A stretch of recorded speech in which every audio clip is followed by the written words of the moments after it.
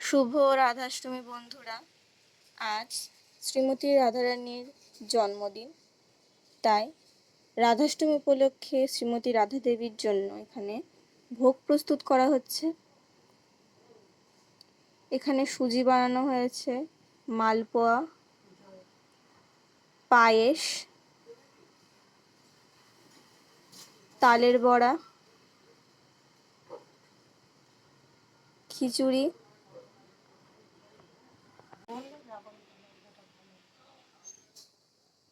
এখানে লুচি বানানো হয়েছে। আরও যে সমস্ত ভোগগুলি বানানো হবে সেগুলো তোমাদেরকে আস্তে আস্তে দেখাবো। এখানে শ্রীমতী রাধা দেবীর জন্য পটল ভাজা প্রস্তুত করা হচ্ছে। এক এক করে পটলগুলো তেলে ছেড়ে দেওয়া হচ্ছে। এবার একটু নেড়ে চেড়ে ভালোভাবে পটলগুলোকে ভেজে নিতে হবে। এখানে পটলটা এখন প্রায় ভাজা ভাজা মতো হয়ে এসেছে।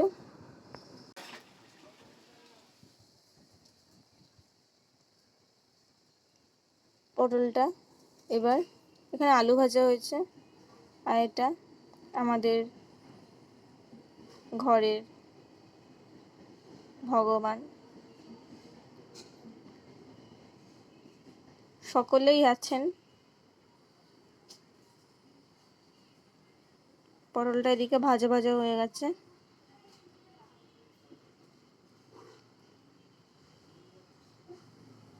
এবার পটলগুলোকে ছেঁকে তুলে নিতে হবে তেল থেকে।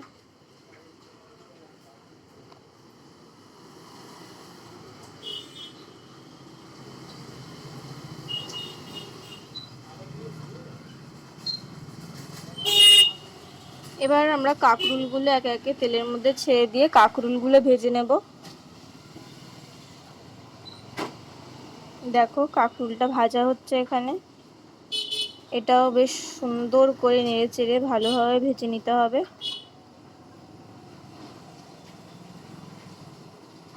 কাঁকরোল ভাজা হয়ে গেলে একে একে বেগুন, বিনস এইগুলোও ভেজে নেব আমরা। এখানে কাঁকরোল ভাজাটা হয়ে গেছে, বেগুন ভাজা হচ্ছে এখন। আর সাধারণত কোনো পুজোর যে সমস্ত ভোগের জন্য যে ভাজাগুলো রান্না করা হয় সেখানে হলুদ ব্যবহার করা হয় না সাধারণত।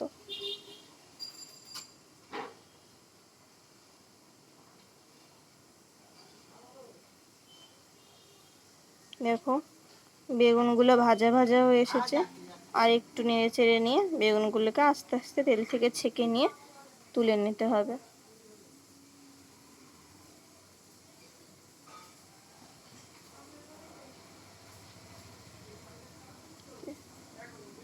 দেখো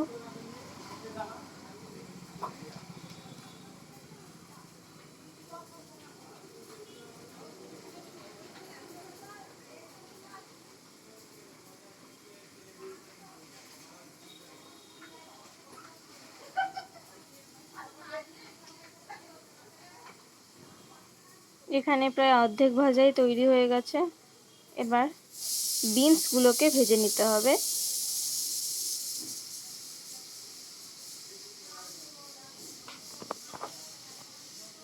দেখো বিনসগুলো এখানে ভাজা হচ্ছে, সুন্দরভাবে ভেজে নিতে হবে। কাঁচা কাঁচা থাকলে কিন্তু হবে না।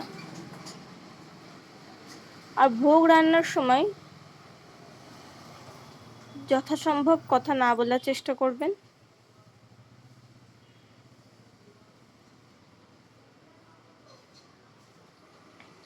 দেখুন এখানে এটা প্রায় ভাজা ভাজা মতো একটু হয়েই এসেছে।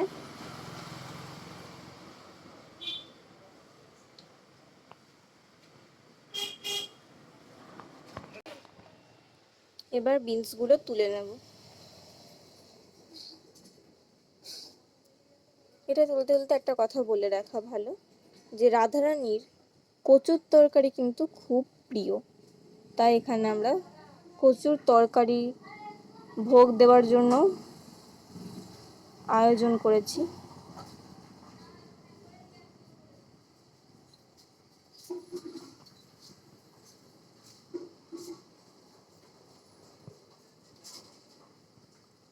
আর তরকারি পোড়ার তেলের থেকে বেশি ভালো যদি তোমরা টাটকা তেলে মানে একদম নতুন করে তেল ঢেলে সেটা করো, তাহলে সেই তরকারির টেস্টটা কিন্তু আলাদাই হবে। তাই এই যে তেলটা পাল্টে নিলাম এখানে, আর নতুন তেল কড়াইতে দিয়ে দিলাম।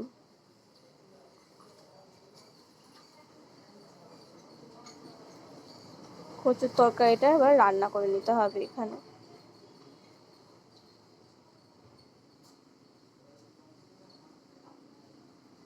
পাঁচফোড়ন দিয়ে দেওয়া হলো তেলের মধ্যে, একটা তেজপাতা, লঙ্কা এগুলোও কিন্তু দিতে হবে, দুটো লঙ্কা দেওয়া হয়েছে।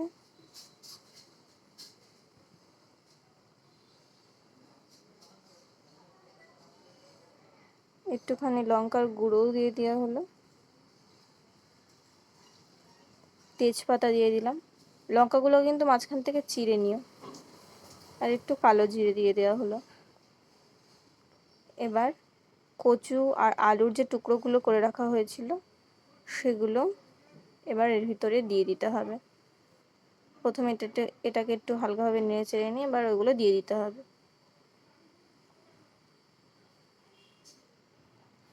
এবার এটাকে একটু নেড়ে চেড়ে নিতে হবে।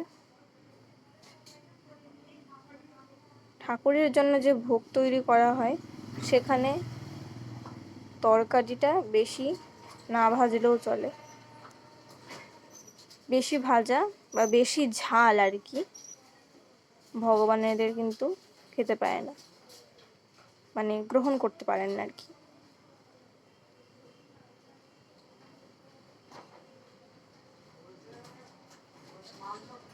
আর রাধাষ্টমী কিন্তু আমাদের শিশু রাধিকা দেবীর জন্মদিন, সেই দিকে লক্ষ্য রেখে এখানে তরকারিগুলো প্রস্তুত করা হচ্ছে। একটুখানি হলুদ জল দিয়ে দেওয়া হলো, অল্প অল্প করে হলুদ জল এইভাবে দিয়ে নেড়ে চেড়ে নিতে হবে, তাহলে তরকারিটা বেশ সুন্দর হবে।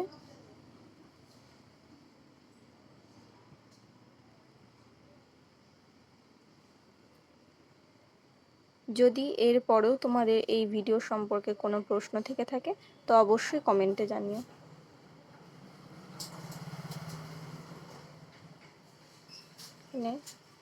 তরকারিটা নেড়ে চেড়ে নেওয়া হচ্ছে, এবার জল দিয়ে দেওয়া হবে। হালকা একটু নেড়ে চেড়ে নিয়ে জল দিয়ে দিতে হবে।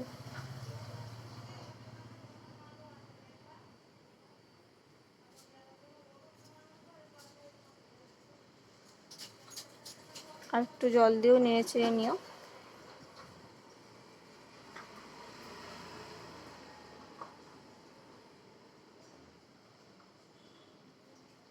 এরপর তরকারিটা সিদ্ধ হতে দেওয়ার জন্য এটাকে ঢাকনা চাপা দিয়ে রেখে দেওয়া হলো। ঢাকনাটা একবার তুলে নিয়ে আমরা দেখছি এখানে যে কতটা কি সিদ্ধ হয়েছে। আবার ঢাকনাটা চাপা দিয়ে দিলাম।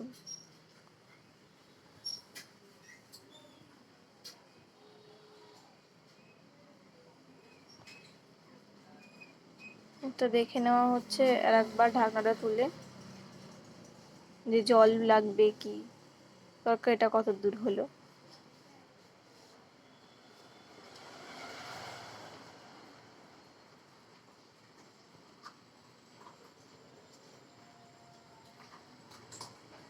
এরপর দেখো তরকারিটা হয়ে এসেছে বন্ধুরা। তরকারিটাকে এবার আর একটু নেড়ে মাখা মাখা করে নামিয়ে নিলাম। এবার এখানে যখন সব কিছু প্রস্তুত হয়েই গেছে, মা পুজো দেওয়া আরম্ভ করেছেন।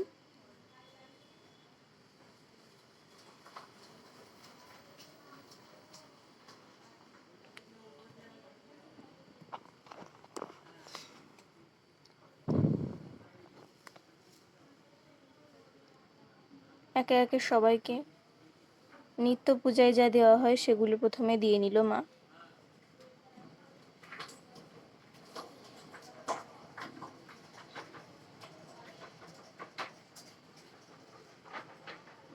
এই যে আমাদের রাধা দেবী,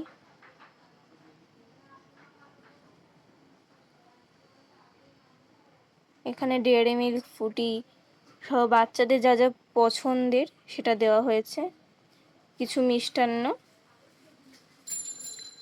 আর ফল প্রসাদ দেওয়া হয়েছে।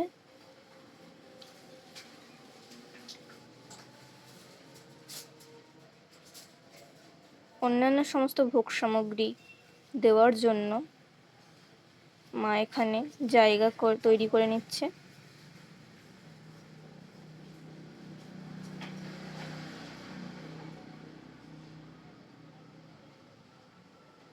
এখানে রাধা দেবীর জন্য রাধা দেবীর পছন্দের কিছু সাজের জিনিস, একটা টিপের পাতা, দুটো কানের আর দুটো গার্ডার রয়েছে, মা রাধা দেবীকে অর্পণ করলেন। রাধা দেবী কিন্তু সাজতে খুবই পছন্দ করে, তাই তোমরা অল্প কিছু হলেও সাজের জিনিস অবশ্যই দিও রাধারানী দেবীকে।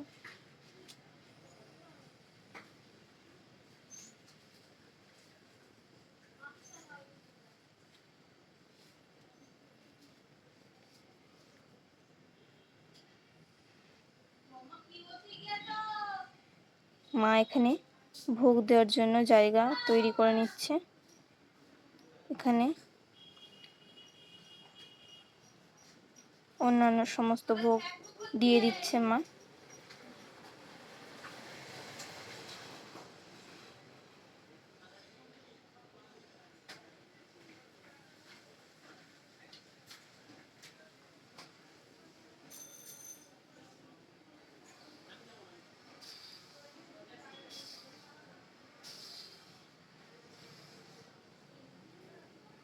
খিচুড়ি ভোগের ওপর মা রাধা দেবীর পছন্দের কচুর তরকারিটা দিয়ে দিচ্ছে, যেটা এক্ষুনি রাধা দেবীকে অর্পণ করা হবে।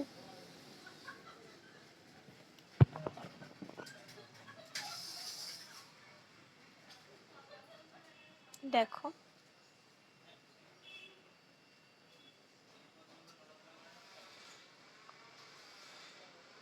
এবার এখানে রজনীগন্ধা গোলাপ দিয়ে মালা প্রস্তুত করা হয়েছে, যেটা মা এখন রাধা দেবীকে পরিয়ে দেবেন।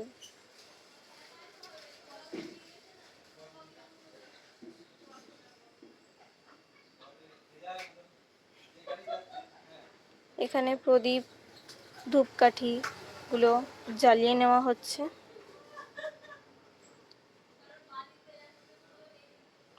একবারে আরতিও করা হবে একটু পরে।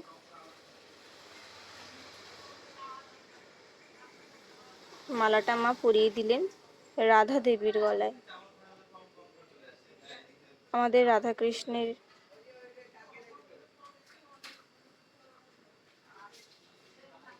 ছবিতে কত সুন্দর লাগছে আজ আমাদের শ্রীমতী রাধা দেবীর।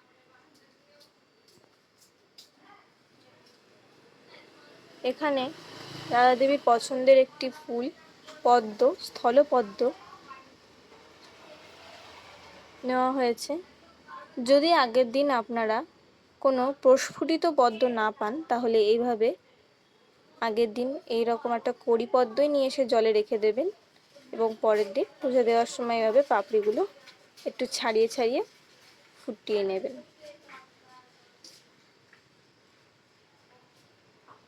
কত সুন্দরভাবে মা এখানে করছে, এটা দেখুন। এইভাবেই করতে পারেন আপনারা, তাহলে কিন্তু পাপড়িগুলো ছিঁড়ে যাবে না।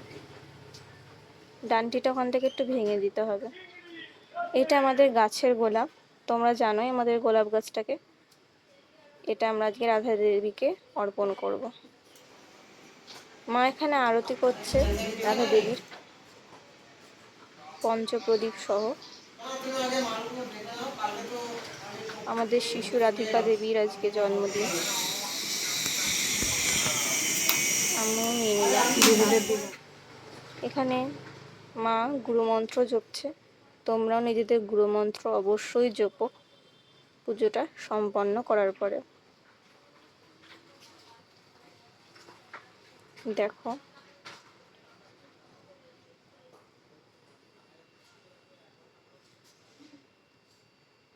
সমস্ত ভোগ দেওয়া হয়েছে এখানে।